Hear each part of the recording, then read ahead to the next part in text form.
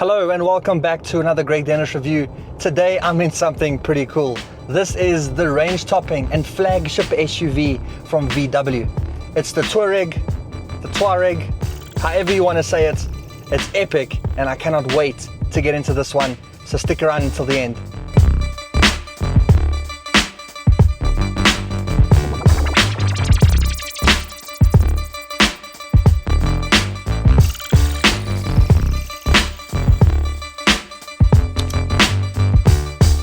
Okay, so the VW Touareg. Now, first impressions, this thing is imposing, it's big, it's luxurious, and it comes as luxurious and premium as what it gets, without going into too much detail yet, but like, you've got leather and stitching and soft touch materials and buttons and screens and electronics, and just like, this car will do everything for you. But that being said, it should, because starting off, let's talk pricing. Now, this is available in two different trim levels. Now, I'm in the R line, which is now the top spec version of it. I'll put both on screen for you to have a look at, and you can see pricing in that. But this R line is priced at 1.8 million Rand, which is a lot of money. But if you think of everything that it competes with, right? So in terms of your X5s and your Q7, and I'm even going to throw in Range Rover Sport because I feel like it competes in that same category, then it's, I'm not going to say value for money, because I'm going to say that I can understand the pricing, okay? And then to talk about the engine, because this has got a mammoth engine up front there. So we've got a turbo diesel, it's a 3 liter, it's a V6, and this thing shunts you forward like, I don't know, I haven't driven a car with this much power in a while. That's obviously in a diesel derivative. That's very impressive. You've got 190 kilowatts, 600 newton meters of torque. You can tow up to 3.5 tons with a brake trailer. So it ticks all of the boxes from a practicality point of view. Can you tow with it? Yes. Have you got all the power to get you from meeting to meeting, from home to school? Yes, you do. And do you have all the comfort? Well, let's get into that. So this is very comfortable. I'm currently now sitting in my seating position, electronically adjustable seats. They've got seat memory for up to 3 people. They've got heating, they've got ventilation, they've got massaging functions. So you're at the heart of luxury, and especially from a spec point of view, what you're paying for, you're definitely getting, and I'm only talking about the seats so far. In front of the driver, you've got a full digital display. You can also change the layout. I think there's 2 options that you can choose from, but then it's also integrated into this main huge infotainment. And I say huge because this is massive, but the way that it's being integrated into the dashboard, it looks like it's supposed to be there. It's not bolted on top, it's not sticking out like some other cars. So it's fully integrated into the dash, and that's why I feel like it looks like it belongs there. It's not like some weird add-on. And through this you can do all of your car settings. It's also got phone mirroring, so you can have wireless Apple CarPlay, Android Auto. Like I said, you've got the full 360 camera system, including the park sensors, reverse cameras.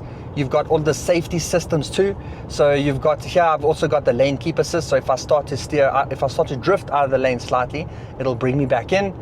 But what's cool about this infotainment is that it's almost got like a proximity sensor. So if you aren't really using it and kind of just driving the car and it's there, some of the sub settings disappear, but as soon as you bring your hand closer, they reappear again, so you can then go and click on CarPlay if you're not using it, or you can go do some other stuff. But that's quite handy and something that I found quite useful, because while driving I'm like, damn, where's those settings and how am I going to get to them from here? But then as soon as you bring your hand there, they appear, so you can go to the menu, or you can go to your phone directory or anything like that. So I think that's a really cool feature that they've integrated into this display. And let me tell you, it's just as comfortable and nice to drive as what it looks. And that's also thanks to the full air suspension that it has, which just gives you the ability to also raise the suspension, lower the suspension, because it's also got a full integrated off-road system. So you've got terrain selects that you can go through here. You've also got different drive modes. So it gives you a very nice and luxurious driving feeling when you're here. And like I said, that's thanks to the air suspension. So that also absorbs a lot of the road imperfections and makes very light work of bumps and speed humps and things like that. So it gives you that premium drive that you expect to feel from a car that's 1.8 million Rand. And power delivery is second to none. I mean, you put your foot down, and the car just goes. And because you've got an 8-speed DSG transmission, I mean, you can't go wrong with a DSG, and I can confidently say that because this car does exactly what you want it to when you ask it to do that. The gears aren't changing there, they're doing what they need to. You can't feel it changing gears. It's so smooth. It just adds to that luxurious driving feeling that the overall car just gives you. So it drives really smoothly and nicely. You're very comfortable in your driving position in the full leather seats. It feels nice. The suspension is also very premium. I'm finding it hard to find something wrong with this car so far. If you think there's something wrong, let me know down in the comments. And as I mentioned earlier in the video, this car is filled with soft touch materials, premium feeling materials, contrast stitching. I mean, it's on top of the doors, it's across the dash. I mean, this material they've used here is so soft and squidgy. Yes, you don't touch it all the time, but when you do, you remind yourself, that's why I spent 1.8 million rand on this car.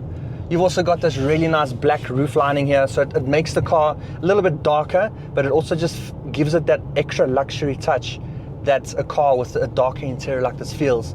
But adding to this huge panoramic sunroof, that brings in a little bit of that additional light. So it's dark, it's on a mist, but you've also got the lighting. So man, this car just keeps on ticking off all of those boxes.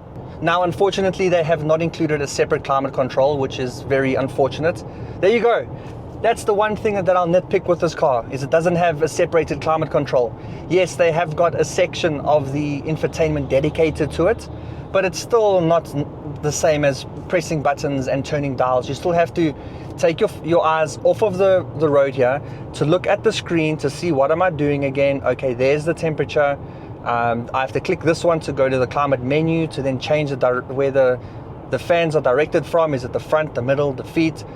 Which is not ideal, right? So that's okay. But then looking down the center of the console here, you're going to find yourself a little bit of a storage thing over there. But once you move that out the way, you'll see that you've got wireless phone charging. You've got USB Type-Cs, which is always good. It's in a modern car, we expect them. So again, it's got that. You've then got 2 cup holders, as well as ambient lighting, which also lights up your cup holders and your dash at night, which looks very, very cool. And I've integrated some Touareg wording into the dash up front here, which I find is a nice little touch. It just reminds you of this premium car that you've bought and that you're currently driving. You've got over here, you've got your gear selector, and then you've got the drive modes and the terrain selects, as well as a volume knob. Hey, they've got a volume knob in here. It's not just through the screen like the other Chinese cars. They've actually, I say other, they're not Chinese, but like the other Chinese cars, it's only through the screen. But yeah, you've got a nice little volume knob to control what you need to, or so that your passenger can do that, because you're able to do that on your steering wheel through the little haptic buttons. It's not individual buttons, it's like one panel that you got to select or swipe on. It's not ideal, but it's not the end of the world. You can still do what you need to here and navigate through whatever you need to on your driver's display, so that's okay. And then under the center armrest here, you've got some padding, so again, a nice comfortable driving position. Your elbows on some soft touch materials, and underneath that you are going to find some storage as well as some additional USB points. This car's also got a pretty cool night mode feature. So here in the center of the driver's display, you can turn on like the night camera. When you do that, you're able to see objects on the road in front of you that the naked eye can't see. So it uses infrared in order to pick up those items. So for some reason, if you need to see them, you can do that and you won't be driving into things, or you will be able to see what's currently in the road in front of you. So I think that's a pretty cool feature. I don't think you'll be using it all the time. You'll probably forget that you have it, but needless to say, it's there, and just another cool feature that the car has. And then what's it like for your passengers in this car? Because you've got a big Touareg, of course you're going to be putting passengers or kids in the back there. So listen, space is not a problem at all, right?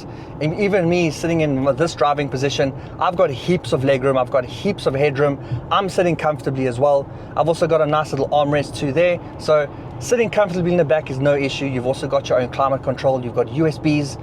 Unfortunately, there's quite a big tunnel down the middle, but because this is an all-wheel drive car, unfortunately you can't avoid that or really give you a nice flat floor at the bottom there. And it's also not raised like another 4x4, so the tunnel at the back will be slightly higher than any of the other cars. But again, not the end of the world, because how often are you really driving with that many people in your car? So that's quite cool. Lots of space, very comfortable. Your passengers will be very happy there on a long road trip.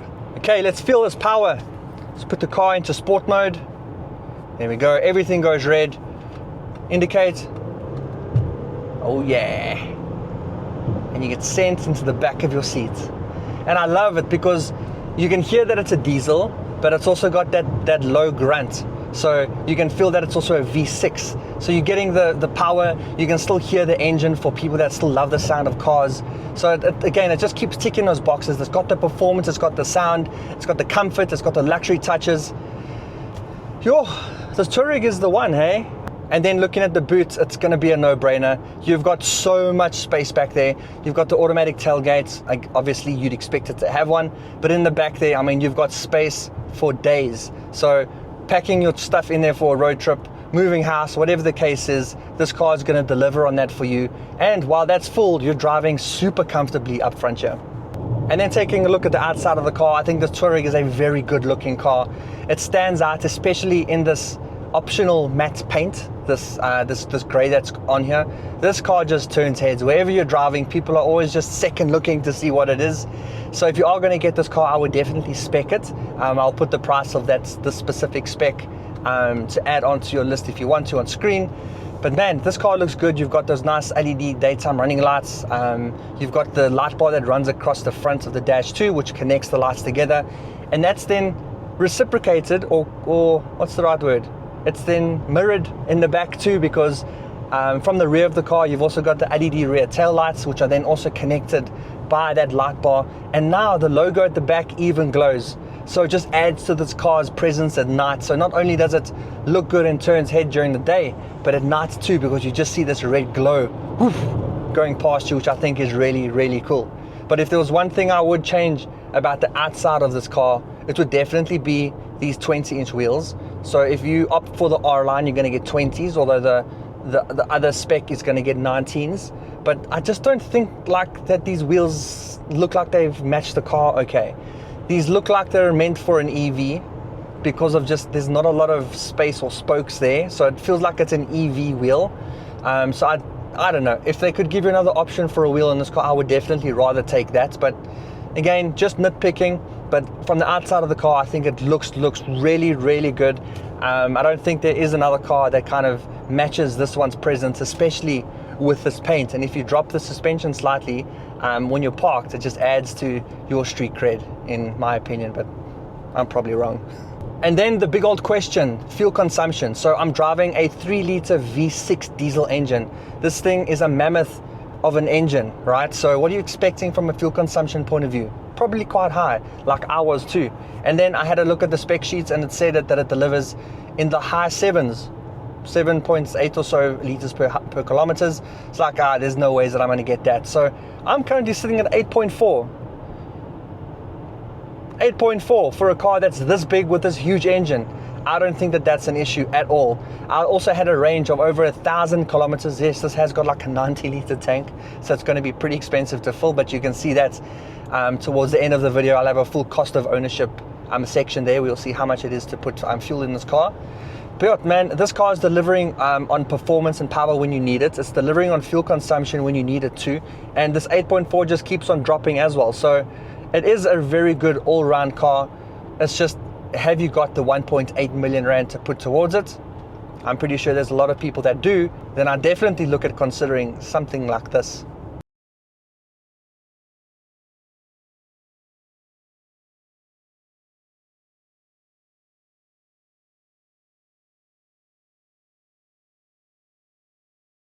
Which then brings me on to the verdict in the form of the GDR test. Should you get it, drive it, or remove it from the list of cars that you're looking at? Now I would say, go and get it. If you've got the money for this and you're looking for a luxurious large SUV for your family that's also got all the power, it's got the fuel consumption that you need, it's comfortable, it's got all the luxurious touches, it's leather everywhere, big screens, cameras, drive mode, you can go off-road, you've got air suspension. This is definitely one to go and get if I had the money. So I definitely recommend that you go and get this if you can. And if you are going to get it, consider looking at changecars.co.za. They're a website that sells new and used cars, but the best thing about them is that they vet and check every single dealership that sells cars on their website. Another great thing about them is that you can even bring them quotes from dealerships that aren't on their website. And not only will they match the quote, but they'll beat it too. So they've got a thing called beat my quote. Bring them quotes, and not only will they match it, but they'll beat it. Now, how cool of a feature is that from a website? You can also do financial things. You can see what you can afford per month. So it's a really cool website. It's also the safest online platform in South Africa to buy and sell cars. So go check out changecars.co.za. They're also a proud partner of Greg Dennis Reviews. So thank you so much for watching this review of the new VW Touareg. I hope you enjoyed it, and I hope you learned a whole bunch more about it. Let me know if you did, and let me know if you've even got one. What's it like to live with, and what's it like to drive? So if you did enjoy this, please will you drop a like below. And if you want to see more videos like this and other car reviews and other car content, then please consider subscribing. And until then, I'll see you in the next one. Cheers.